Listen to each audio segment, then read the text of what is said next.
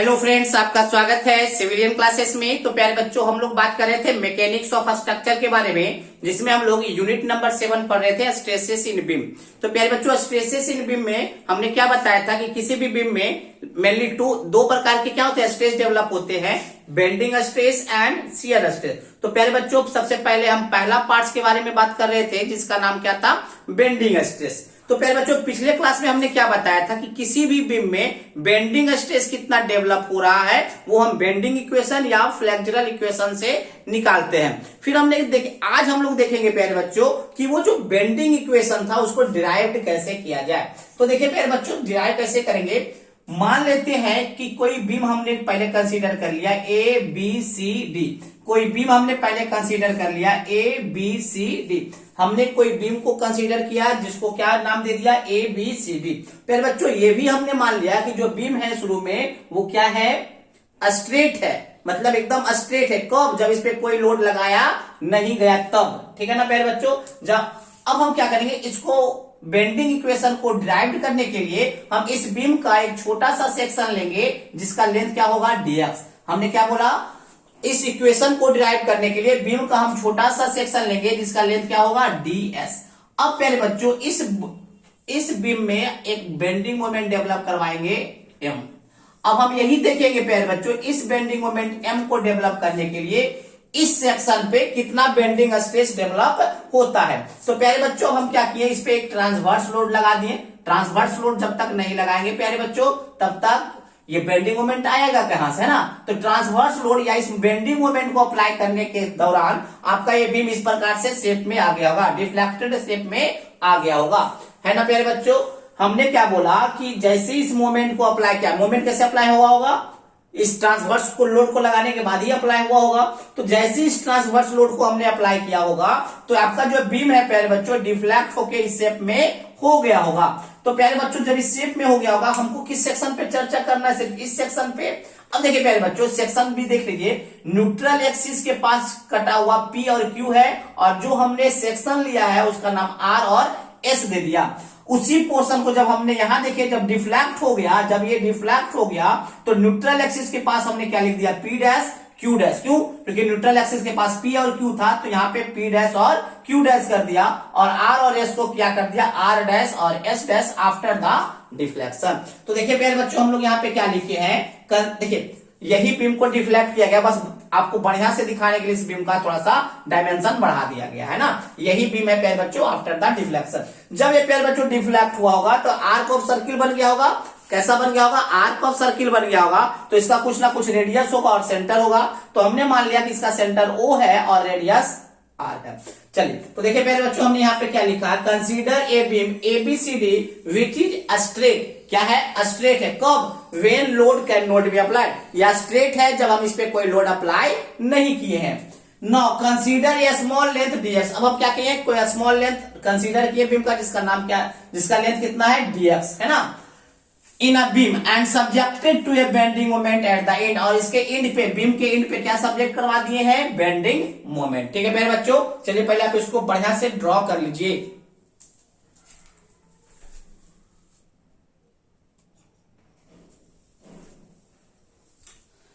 देखिए प्यारे बच्चों, हमने क्या बोला था, now consider a layer R S. हमने एक लेयर कंसीडर किया जिसका नाम हमने क्या दे दिया, आर एस। हमने क्या किया, एक कंसीडर किया एक लेयर जिसका नाम हमने दे दिया आर एस, जो कि न्यूट्रल एक्सिस से कितना दूरी पे है, बाई। याद रखिएगा प्यारे बच्चों, हम इस इक्वेशन को डिराइव करने के लिए बीम में हमने एक लेंथ डीएक्स लेंथ का हमने क्या किया था, एक सेक्शन एज्यूम किया। उस सेक्शन में भी एक हमने लेयर एज्यूम किया जिसका नाम क्या दे दिया, आर एक्स, जो कि न्यूट्रल एक्सिस से कितना डिस्टेंस पे है, बाई डिस्टेंस पे, है ना। अब देखिए प्यारे बच्चों, ड्यू टू बेंडिंग मोमेंट ये जो आपका आर एस है वो फॉर्म होकर क्या हो गया, आर्क ऑफ सर्किल हो गया होगा। तो हमने यही लिखा है, now consider a layer R S at a distance by from neutral axis. हमने एक लेयर लिया आर एस जो कि न्यूट्रल एक्सिस से कितना डिस्टेंस पे है, बाई एक्सिस पर है। ड्यू टू बेंडिंग मोमेंट, इस बेंडिंग मोमेंट के कारण क्या होगा, ये आर्क ऑफ सर्किल बन गया होगा। तो हमने क्या लिखा, due to bending moment the beam is bend into the arc of circle and centre of circle या centre of arc of circle is consider O या is assumed O and radius is capital R. फिर हमने क्या assume किया प्यारे बच्चों, जो ये आर्क ऑफ सर्किल में जो फॉर्म कर गया उसका सेंटर ओ है एंड रेडियस आर है। अब हम इसके बाद कुछ मैथमेटिकल टर्म यूज करते हुए इस इक्वेशन को हम लोग प्रूव करेंगे। पहले आप इसको नोट डाउन कर लीजिए। हम क्या करें, अब इसके बाद जितना भी हम लैंग्वेज लिखाना था हमने लिखा दिया, फिर से जितना भी हमको लैंग्वेज लिखाना था लिखा दिया। अब हम मैथमेटिकल टर्म यूज करके इसको हम प्रूफ करेंगे, ठीक है ना। तो चलिए सबसे पहले इसको आप नोट डाउन कीजिए।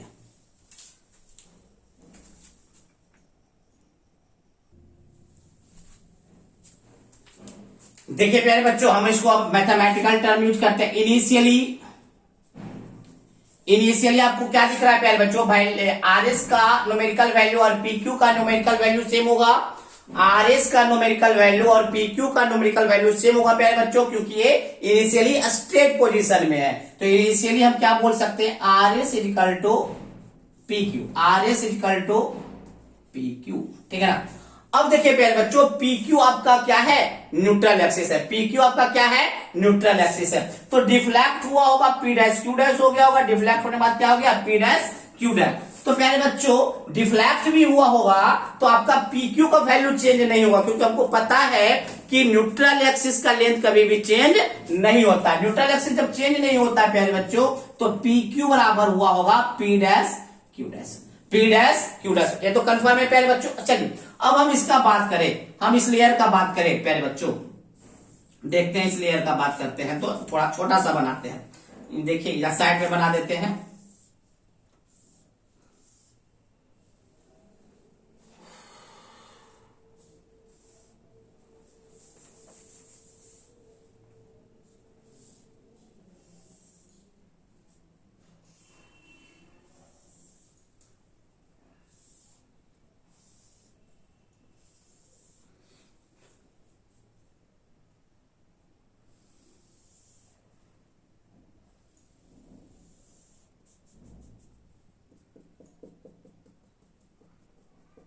ये जो लेयर है प्यारे बच्चों, ये आप मान लेते हैं ये आर डैश था, ये एस डैश है। इस फिगर को और बड़ा करके देख रहे हैं, है ना। ये आर डैश है, ये एस डैश है, ये पी डैश है और ये क्यू डैश है। ये मान लेते हैं एंगल प्यारे बच्चों थीटा है और रेडियस आर है। तो प्यारे बच्चों आपको पता होगा, आपको ये पता होना चाहिए। याद रखिएगा प्यारे बच्चों, जो रेडियस हम लोग लेते हैं वो न्यूट्रल एक्सिस से लेते हैं, ये भी याद रखिएगा। रेडियस जो होता है वो न्यूट्रल एक्सिस से होता है। कहां से होता है, फ्रॉम न्यूट्रल एक्सिस। कोई एक्सट्रीम फाइबर से रेडियस को नहीं लिया जाता, कहां से लिया जाता है, न्यूट्रल एक्सिस से। चलिए अब प्यारे बच्चों, अच्छा ये बताइए, अगर कोई आर्क ऑफ सर्किल है प्यारे बच्चों, एंगल थीटा है और ये आर है, तो ये आर कितना बनता है, आर थीटा बनता है। इतना तो पता होगा प्यारे बच्चों, रेडियस आर है और एंगल कितना सबटेंड कर रहा है, थीटा। तो आर का लेंथ कितना होता है, आर थीटा। तो चलिए प्यारे बच्चों, इसी कॉन्सेप्ट को हम अप्लाई करें। अगर हम length of P dash Q dash का बारे में बात करें, किसके बारे में, पी डैश क्यू डैश, किसके बारे में बात करें, पी डैश और क्यू डैश के बारे में बात करें, तो ये तो प्यारे बच्चों रेडियस है, क्योंकि हमने बोला है कि रेडियस जो हम लोग लेते हैं वो हम न्यूट्रल एक्सिस से लेते हैं। तो ये आपका आर है, दैट मींस ये आर है। तो पी डैश क्यू डैश का वैल्यू हो जाएगा आर थीटा। कितना हो जाएगा, हमको पता है अगर कोई आर्क का रेडियस आर है और एंगल सेंटर पे कितना सबटेंड कर रहा है, थीटा, तो length of arc of circle हो जाता है आर थीटा। तो पी डैश क्यू डैश क्या है, length of arc of circle, तो आर थीटा। चलिए अब अगर हम बात करें आर डैश एस डैश, ये वाला प्यारे बच्चों आर डैश एस डैश। तो प्यारे बच्चों आर तो कैपिटल आर क्या है, ये है। ये क्या हो जाएगा प्यारे बच्चों, ये वाला क्या हो जाएगा, ये वाला। तो ये डिस्टेंस तो बाई घट जाएगा ना, बाई घट जाएगा। ये टोटल कैपिटल आर है, इसमें से इसको घटा देंगे तो ये आर माइनस बाई हो जाएगा। तो आर डैश एस डैश आपका हो जाएगा R minus y into theta. अगर ये समझ गए तो आपका कहानी हो गया। पी डैश क्यू डैश, क्योंकि पी डैश क्यू डैश आपका न्यूट्रल एक्सिस है और रेडियस जो होता है न्यूट्रल एक्सिस से ही सेंटर तक लिया जाता है, तो यार है तो आर थीटा, और आर डैश एस डैश क्या है, न्यूट्रल एक्सिस से बाई डिस्टेंस ऊपर है, तो ये लेंथ हो गया R minus y into theta. चलिए अब हम इसको मिटा देते हैं, ठीक है ना। अब देखेंगे प्यारे बच्चों strain at layer R S. प्यारे बच्चों जो लेयर हमने कंसीडर किया था उस लेयर पे कितना स्ट्रेन डेवलप हो रहा है वो हम लोग कंसीडर देखते हैं। तो strain at layer R S क्या होगा, चेंज इन लेंथ बटे ओरिजिनल लेंथ। तो प्यारे बच्चों चेंज कितना हुआ, strain at layer R S, क्या बोलेंगे प्यारे बच्चों, देखिए पहले कितना था, पहले आपका कितना था प्यारे बच्चों, आपका आर एस था, पहले कितना था आर एस था, बाद में कितना हो गया आर डैश एस डैश। तो चेंज इन लेंथ कितना हुआ होगा, R S minus R dash S dash, R dash S dash, है ना। तो ऐसे भी बोल सकते हैं ना, फाइनल माइनस इनिशियल होता है, तो R dash S dash minus R dash R S, अब बटे आर एस। बात समझ में आया प्यारे बच्चों। हमने चेंज इन लेंथ निकाला किसमें, लेयर आरएस में। इस लेयर आरएस में कितना चेंज हुआ, तो इनिशियल में आरएस था, बाद में आर डैश एस डैश हो गया, तो चेंज कितना हुआ R dash S dash minus RS, यही तो चेंज हुआ होगा। चलिए अब देखिए प्यारे बच्चों ओरिजिनल लेंथ कितना था आरएस, तो देखिए प्यारे बच्चों आर डैश एस डैश का वैल्यू कितना है, R minus y theta, R minus y theta minus minus RS का वैल्यू कितना होगा प्यारे बच्चों, देखिए आरएस और पीक्यू बराबर है और PQ P dash Q dash बराबर है, तो हम बोल सकते हैं कि आरएस जो होगा पी डैश क्यू डैश के भी बराबर हो जाएगा। आरएस जो हो जाएगा, देखिए इक्वेशन 1 और इक्वेशन 2 से हम लोग क्या बोल सकते हैं, आरएस पीक्यू के बराबर है तो PQ P dash Q dash के बराबर है, तो RS P dash Q dash के बराबर हो जाएगा। तो आरएस बराबर हो जाएगा पी डैश क्यू डैश कितना है आर थीटा, तो हम क्या लिख सकते हैं आर थीटा, और नीचे भी हो जाएगा आर थीटा। तो जब इसको आप कैलकुलेट कीजिएगा प्यारे बच्चों strain at layer R S, वो क्या हो जाएगा R theta minus y theta minus R theta बटे आर थीटा। तो ये क्या हो गया हुआ प्यारे बच्चों, आर थीटा से आर थीटा गया तो माइनस बाई थीटा बटे आर थीटा, तो थीटा से भी थीटा गया तो माइनस बाई बटे आर। प्यारे बच्चों ये माइनस साइन आपको दिखा रहा है, माइनस साइन आपको दिखा रहा है कि लेयर में कॉन्ट्रैक्शन हुआ होगा। जैसे स्ट्रेन माइनस में आया है तो इसका मतलब क्या हुआ, माइनस साइन दिखा रहा है कि आपका क्या हुआ होगा, कॉन्ट्रैक्ट हुआ होगा, सिकुड़ा होगा, है ना। ऐसे भी प्यारे बच्चों हमने बताया था कि अगर कोई सिंपली सपोर्टेड बीम है तो न्यूट्रल एक्सिस के ऊपर सिकुड़ता है और नीचे फैलता है। चलिए तो हम सिर्फ न्यूमेरिकल वैल्यू लेंगे, तो स्ट्रेन बराबर क्या आ गया प्यारे बच्चों, चलिए इसको पहले नोट डाउन कर लीजिए। याद रखिएगा हमने स्ट्रेन बराबर निकाल लिया, स्ट्रेन यही स्ट्रेन है, स्ट्रेन बराबर हमने निकाल लिया बाई बटे आर। न्यूमेरिकल वैल्यू लेंगे, कोई नेगेटिव वैल्यू नहीं लेंगे, तो हमने स्ट्रेन बराबर बाई बटे आर हमने निकाल लिया। इसको प्यारे बच्चों मिटा लीजिए, इसको आप नोट डाउन कर लीजिए, हम मिटा इसको लेंगे, ठीक है ना। चलिए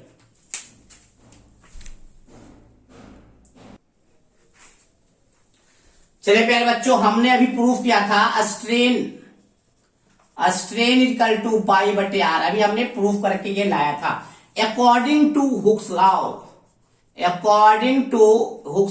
प्यारे बच्चों हुक्स लॉ क्या करता है कि स्ट्रेस जो होगा वो डायरेक्टली प्रोपोर्शनल होगा स्ट्रेन का, और प्रोपोर्शनलिटी कोएफिशिएंट को हटाने के लिए हम यंग्स मॉडुलस का यूज करते हैं। तो यंग्स मॉडुलस इनटू स्ट्रेन, तो प्यारे बच्चों स्ट्रेस बराबर क्या होगा ई इंटू स्ट्रेन का वैल्यू कितना है बाई बटे आर, पहले बच्चों बाई को अगर हम इधर लाते हैं तो कितना आ गया सिग्मा बटे y equal to E by R. प्यारे बच्चों फ्लेक्सुरल इक्वेशन का या बेंडिंग इक्वेशन का आधा पार्ट हमने प्रूफ किया, क्योंकि प्यारे बच्चों यही आपको प्रूफ करना था m बटे आई इक्वल टू सिग्मा बटे y equal to E by R. तो हमने एक चीज प्रूफ किया, आधा हमने प्रूफ, ये प्रूफ हो चुका, अब इसको प्रूफ करना होगा। तो प्यारे बच्चों यहां तक आपको बहुत ही बेहतरीन ढंग से समझ में आ गया होगा कि कैसे हम लोग प्रूफ कर रहे हैं। चलिए इसको नोट डाउन कर लीजिए।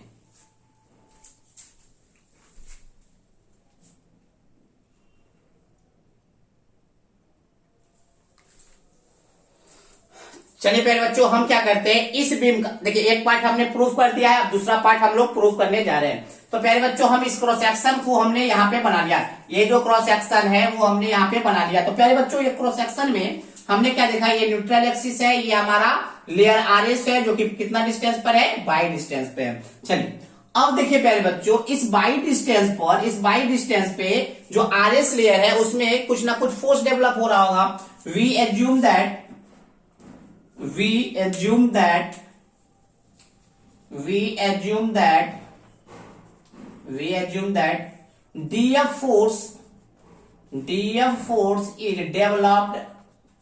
df force is developed in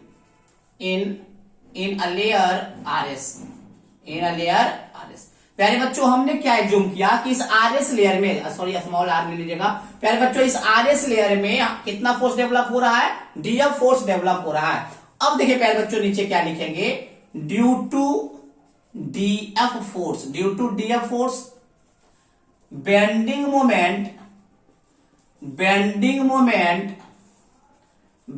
moment is developed due to df force bending moment is developed in RS layer edge, तो प्यारे बच्चों RS due to df force bending moment is developed in RS layer edge dm। क्या मान लिया प्यारे बच्चों, df force के कारण इस लेयर RS में जो मोमेंट डेवलप हो रहा है वो कितना है, dm है। तो मोमेंट क्या होता है प्यारे बच्चों, dm बराबर क्या होगा, force into distance, perpendicular distance कितना है, बाई है। नाउ अब ये बताइए प्यारे बच्चों फोर्स क्या होता है प्यारे बच्चों, stress into cross section area of layer. प्यारे बच्चों हम इस क्रॉस सेक्शन एरिया, जिस लेयर आरएस जो लेयर है उसका क्रॉस सेक्शन एरिया हम ए मान लेते हैं। क्या मान लेते हैं, डीए। अभी प्यारे बच्चों हम लोग प्रूफ किए थे सिग्मा बराबर क्या प्रूफ किया था प्यारे बच्चों, ई इंटू बाई बटे आर। ये भी हमने प्रूफ किया था प्यारे बच्चों, सिग्मा बराबर ई बाई बटे आर। तो हमने क्या किया प्यारे बच्चों, यहाँ पे डीएफ का वैल्यू हम रख देते हैं ई इंटू बाई बटे आर इंटू डीए। प्यारे बच्चों ई इंटू बाई बटे आर इंटू डीए। तो डीएफ बराबर क्या हो गया, डीएफ बराबर तो निकल गया। अब प्यारे बच्चों वैल्यू ऑफ डीएफ कहां पुट कर देंगे, मान लेते हैं प्यारे बच्चों इस इक्वेशन को 1 और इस इक्वेशन को 2। अब हम क्या लिखेंगे, value of DF is put in equation 1। प्यारे बच्चों डीएफ का वैल्यू आपको पुट कर देना है इक्वेशन 1 में। तो डीएम बराबर क्या हो जाएगा, ई इंटू बाई बटे आर इंटू डीए। ये तो डीएफ का फॉर्मूला हो गया इंटू बाई। अब क्या करेंगे प्यारे बच्चों, इसको हम पहले आप इसको नोट डाउन कीजिए, इसके बाद हम इसको और आगे प्रोसीड करेंगे। पहले आप इसको नोट डाउन कर लीजिए।